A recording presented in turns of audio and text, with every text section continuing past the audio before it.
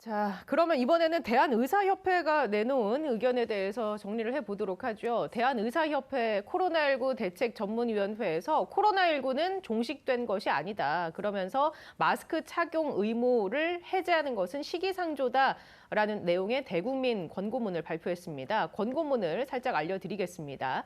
고령층을 포함한 코로나19 고위험군과 만날 때는 실외라도 반드시 마스크 착용이 필요하며 집회나 공연, 행사와 같이 다중이 모이는 경우나 실외에서 모르는 사람과 만나는 경우에는 마스크 착용을 권고한다라는 내용이거든요. 방금 전에 해주신 얘기와 연장선상으로 이 부분에 대해서는 어떻습니까, 교수님? 전혀 인정하지 않습니다. 제가 인정하지 않는 이유는 뭐냐면은 자 한번 살펴볼까요?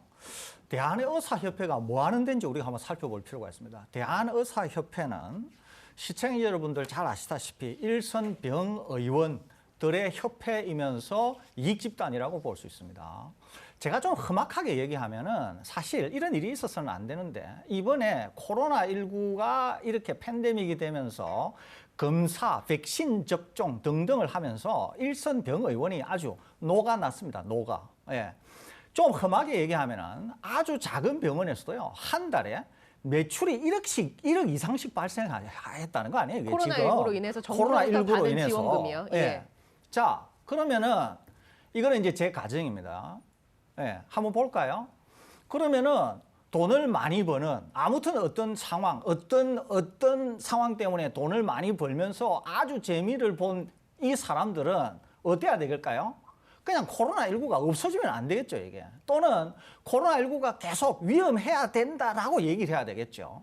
그러면 코로나19가 코로나19로부터 해소가 되어서 일상복귀를 하는 데 있어서 상징적 의미는 뭐일까요? 마스크라는 거죠, 마스크. 예, 이제 백신은 맞을 정도로 다 맞았고 그 이외에는 뭐 일상복귀하는 데 있어서 큰 어떤 걸림돌이 별로 없다는 거죠. 그러는데 마스크를 계속 착용하는 거하고 4등급화가 안 되는 것, 이런 것들은 계속 우리로 하여금 코로나에 머물게 한다는 거죠. 그러면은 이제 감염이 되면 검사도 받아야 되고 등등 계속 일선 병의원이 아무튼 코로나19에서 수혜를 누릴 가능성을 계속 키워준다는 거죠. 저는 의심의 눈초리를 갖고 있다니까요. 어떤 의심의 눈초리겠습니까? 코로나19는 여전히 위험하다. 코로나19는 그래서 계속 관리가 돼야 된다. 그런 목소리가 나와야 되지 않겠습니까? 저는 그래서 이 지금 이런 의사 단체 같은 데서도 이런 얘기하면 안 된다는 거죠. 이게 적어도 실외 마스크에 대해서는 과학에 기반해서 외국의 상황에 맞춰서 지금의 우리 상황에 맞춰서 가야 된다는 거죠, 이게.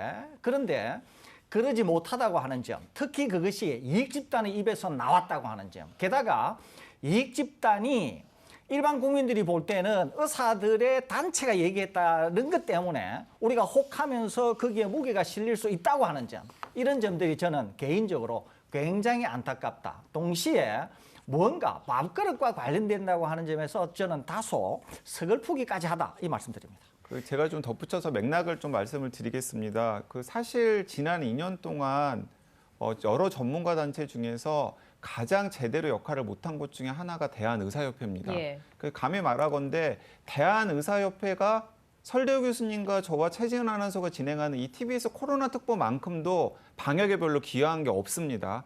거기에는 이제 여러 가지 이유가 있었는데요. 가장 첫 번째 이유는 뭐냐면 대한의사협회 자체가 전문가의 정체성이라기보다는 이익 집단의 정체성이 이제 너무나 강했고 이익 집단의 정체성을 내세우면서 이 정부와 문재인 정부가 굉장히 각을 세웠었다라는 거죠. 이제 그런 차원에서 뭔가 독립적이고 전문적이고 과학적인 판단을 해서 시민들에게 공고를 할 만한 내용도 자꾸 정치적으로 곡해야 될 만한 내용들을 내놓으면서 이제 본인 스스로도 신뢰도 이런 측면이 있었는데요. 근데 이제 뜬금없이 지금 이 시점에 대한의사협회 코로나19 대책 전문위원회가 실외 마스크 착용해야 된다라는 이야기를 내놓았거든요. 여기에는 이제 두 가지 이유가 있을 텐데, 하나는 대한의사협회 코로나19 대책 전문위원회에서 활동하던 여러분들이 인수위의 네. 코로나 특위에 참여하신 전문가들과 이제 인적 구성이 겹치는 게 하나가 있을 테고요. 근데 시기적으로 봐도 인수위가 마스크에 대한 입장을 내놓으니까 대한의협도 비슷한 네, 맞습니다. 시기에 내놨다는 그리고 이제 거죠. 이렇게 하면 대한의사협회의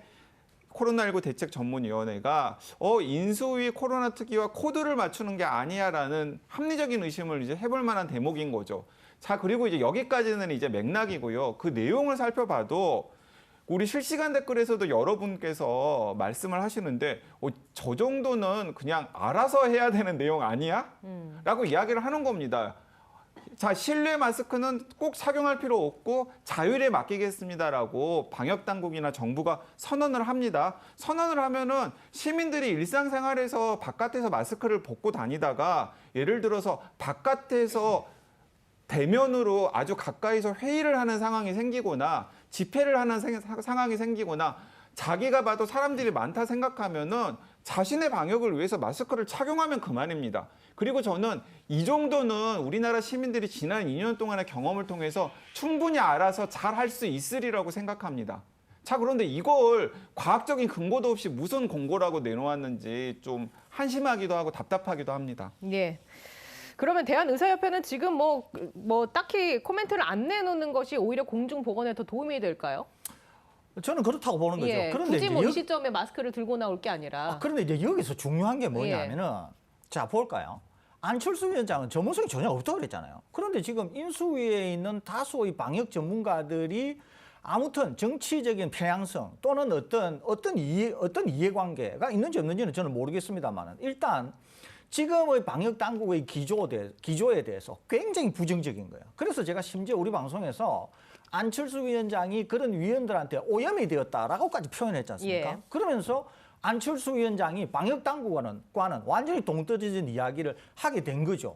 동떨어진 얘기를 하면서 기존의 방역 기조와 거꾸로 가려고 하는 상황에서 안철수 위원장이 그런 입장을 내니까 맞장구를 치면서 의협이 안철수 위원장께 박수를 쳐주는 이런 상황이 생긴 거죠. 예. 아까 제가 말씀드렸잖아요. 의협은 이익단체다. 그리고 이익을 보는 그룹이 코로나19가 종식되기보다는 코로나19의 위험성이 상존해야 이익을 극대화할 수 있다. 그런 것과 지금 맞닿아 있다 그랬잖아요. 제가 의심하는 부분은 바로 여기에 있다는 거죠. 그러니까 의협 같은 데서 안철수 위원장이 그런 입장을 내면 오히려 과학적인 견지에서 얘기를 하면서 국민의 입장에서 말씀을 하셔야 의협이라고 하는 단체의 힘도 실리면서 국민의 신뢰를 받아들이는 것이지 전혀 그렇지 못하다는 거죠. 알겠습니다. 그리고 방금 전에 얘기가 나오긴 했는데 인수위에서는 올가을에 팬데믹이 다시 오고 유행을 한다라는 주장을 하고 있습니다. 관련해서 한국일보에서 이런 보도를 내놨습니다. 4월 26일자로 코로나 재유행 가을에 오나 전파력 센 뉴욕 변이의 촉각이라는 제목으로 기사를 실었습니다. 미국, 특히 뉴욕을 중심으로 증가 추세인 뉴욕 변이 바이러스가 있는데 기존 오미크론보다 전파력이 30에서 50% 정도가 강하고 현재 가장 전파 속도가 빠른 변이라고 알려진 스텔스 오미크론보다도 전파력이 20%가량 세다. 미국에서는 불과 2주 만에 점유율이 6.9%에서 19%로 치솟았고 여름 휴가철을 맞아 해외 여행객이 급증하면 국내 유입은 시간 문제다라는 내용을 담고 있습니다.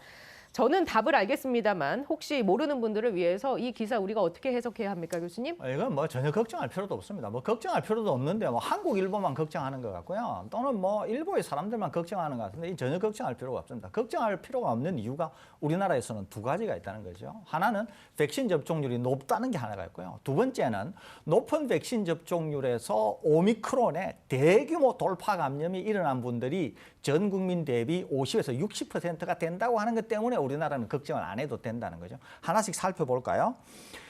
델타까지가 있었고 인류를 가장 위험에 빠뜨린 것은 델타입니다. 델타 변이입니다. 그런데 델타 변이가 수그러들면서 오미크론이 나타나게 됩니다. 오미크론에서부터 상황이 완전히 바뀌게 되는데요. 오미크론, 그다음에 스텔스 오미크론, 그다음에 뉴욕에서의 변이체 이런 것들은 하나같이 오미크론에서부터 파생이 된 하위 변이입니다. 그러니까 전 세계에서 지금 어디에서 유행을 하든지 상관없이 전부 오미크론이라고 볼 수 있는 거죠. 오미크론에서부터 쭉 파생이 된 겁니다. 그렇기 때문에 오미크론의 돌파 감염이 되어서 면역을 갖고 있는 분은 그 하위 변이에 대해서 다 대응할 수 있는 면역을 몸에 지니고 있다. 이렇게 볼 수 있는 거죠. 조금 전에 우리 국내가 어떻다 그랬죠? 백신 접종률이 아주 높고 오미크론에서 돌파 감염이 되신 분이 50에서 60%전 국민 대비. 그러니까 이후에 오미크론 이하 변이가 우리나라에서 유행하더라도 우리나라에서는 큰 문제가 일어날 가능성이 굉장히 적다는 거죠. 이것이 미국에서도 그대로 일어나고 있다. 이렇게 볼 수 있는 거죠. 왜 그러냐 하면은 미국에서 뉴욕 변이가 일어나서 이것이 정말 문제가 커져가지고 미국 전역으로 퍼지면 우리가 모두에서 다룬 것처럼 파우치 소장이 예.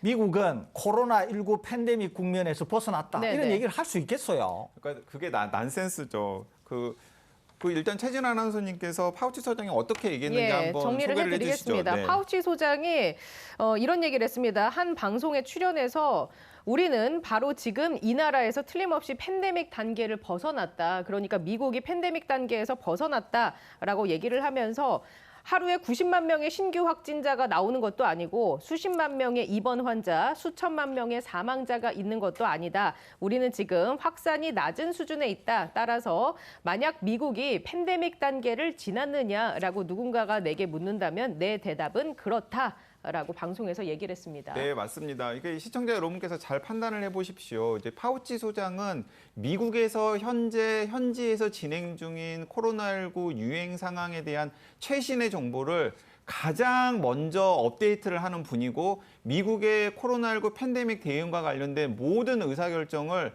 사실상 대통령 다음으로 총괄하는 사람입니다. 근데 그 사람은 지금 뉴욕 변이가 나오든지 말든지 간에 미국은 코로나19 팬데믹으로부터 벗어났다라고 어제 사실상 방송에 나와서 선언을 했습니다. 그러니까 이 말은 무슨 말일까요? 미국의 방역 당국은 소소한 오미크론 변이들이 여기저기서 산발적으로 나타나고 있고 환자들도 발생하고 있지만 그것이 지금 이 공중보건에 심각한 위협이 되리라고는 생각하지 않는다라는 겁니다. 예. 그러니까 이제 코로나19 팬데믹은 점점 종식 국면으로 가고 있다라고 판단하고 있다라는 것이고 그게 설교 교수님이나 제가 여러 차례 우리 방송을 통해서 강조해 드렸던 내용과 일맥상통하는 내용이죠. 자, 그런데 정작 미국의 방역 수장은 미국은 코로나19 팬데믹이 끝났다고 하는데 예. 우리나라 언론사 기자들은 또 걱정 이러면서 외신의 단편적인 정보를 확대 해석해가지고 시민들에게 공포를 주고 잘못된 정보를 전달하고 있다는 것이죠. 예. 제가 하나만 더 붙이겠습니다. 파우치 소장이 말씀하신 것 중에 굉장히 중요한 대목이 있는데 이게 이제 놓치셔요. 뭐라고 파우치 소장이 얘기했냐면은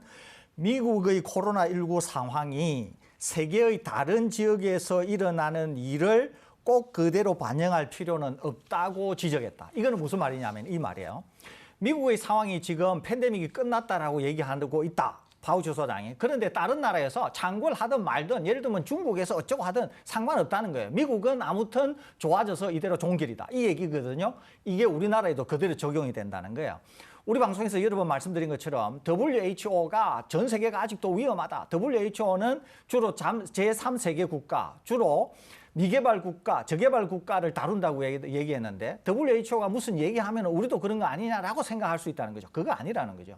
우리나라는 다른 나라들이 어떻든 말든 상관없이 우리나라는 두 가지, 굳이 하나 더 붙인다고 하면은 세 가지. 첫째 하나가 높은 백신 접종률, 두 번째가 대규모 돌파 감염을 통해서 국민들이 오미크론에 대한 상당한 면역을 획득했다고 하는 것. 세 번째가 경제력이 되니까 그나마 먹는 치료제를 다른 나라들보다 많이 확보하고 있다고 하는 점. 그렇기 때문에 우리나라는 이 상태 이대로 미국처럼 예. 종결로 간다. 이렇게 정리할 수 있겠습니다. 사실 제가 가장 이제 난센스라고 생각하는 상황이 앞으로 벌어질까 봐 좀 걱정인데요. 5월 한 10일 정도가 되면 그러니까 새 정부가 출범하는 날짜 정도가 되면은 지금과 비교했을 때도 코로나19 유행 상황이 오미크론 유행 상황이 훨씬 더 좋아질 겁니다. 자, 그러면은 안철수 위원장이 발표한 30일, 50일, 100일 로드맵에 개의치 않고 윤석열 다음 대통령이 취임하자마자 실외 마스크는 벗어도 됩니다라고 선언을 할까 봐서 저는 그런 상황이 제일 걱정되고 그런 상황이 제일 난센스 같은 상황이 되지 않을까라는 생각이 듭니다. 사실은 그럴 개연성이 충분히 있거든요. 예. 어림짐작 해볼 수 있다. 네. 물론 뭐 파우치 소장이 사실 팬데믹 기간에 그러니까 논리에 맞는 말을 한 적도 있지만 안 맞는 말도 많이 했었거든요. 그렇습니다. 틀린 얘기도 많이 하셨습니다. 근데 이번의 경우에는 파우치 소장의 판단이 맞다. 저는 예. 맞을 가능성이 상당히 높다. 이렇게 평가합니다. 알겠습니다. 자, 코로나 특보 방송 이제 내일이 마지막 방송입니다. 궁금한 점 많이 있으실 거라고 생각이 들고 아쉬워하시는 분들도 많이 계실 텐데 여러분의 궁금증 최대한 해결해 드릴 테니까 내일도 실시간으로 방송 함께 해주시고요. 질문 남겨주시면 저희가 알려드리겠습니다.